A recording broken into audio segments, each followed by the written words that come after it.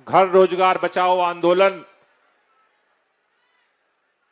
में यहां आए हुए सभी साथियों से मेरा निवेदन है, एक बार दोनों हाथ की मुट्ठियां बांधेंगे, दोनों हाथ ऊपर करेंगे और इतनी ताकत के साथ एक बार मां भारती का जयकारा लगाएंगे कि केवल दिल्ली की भाजपा सरकार नहीं, प्रधानमंत्री के घर तक आवाज पहुंचनी चाहिए। जो जो लोग इस आंदोलन में सहभागी होने के लिए आए हैं, दोनों हाथ की मुट्ठियां बांध लो, दोनों हाथ ऊपर करेंगे। भारत माता की, भारत माता की, इनकलाब, इनकलाब, वंदे, वंदे। साथियों, आज जंतर मंतर पर जिस तरह से पूरे दिल्ली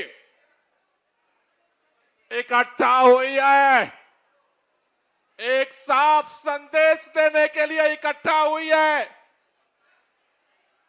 अरविंद केजरीवाल मुख्यमंत्री रहे या ना रहे, अरविंद केजरीवाल विधायक रहे या ना रहे, अरविंद केजरीवाल कल भी गरीबों के दिलों पर राज करते थे और आज भी गरीबों के दिलों पर राज करते हैं। ये संदेश देने के लिए इकट्ठा हुई है। मैं भारतीय जनता पार्टी के नेताओं से कहना चाहता हूं, तुम्हारे पास केंद्र की सरकार है, तुम्हारे पास दिल्ली में राज्य की सरकार है, तुम्हारा आईएलजी है, तुम्हारा पुलिस है, तुम्हारा डीडीए है, तुम्हारा बुलडोजर है, जहां चाहो वहां चला दो।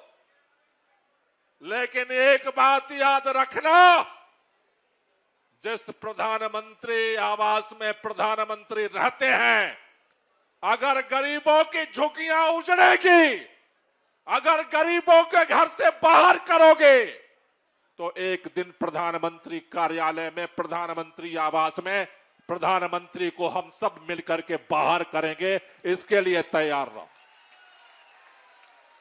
यह लड़ाई जंतर मंतर से शुरू हुई है, रुकने वाली नहीं है। यह पूर्वांचल के बेटे बेटियां हैं, उत्तर प्रदेश के, बिहार के बेटे बेटियां हैं।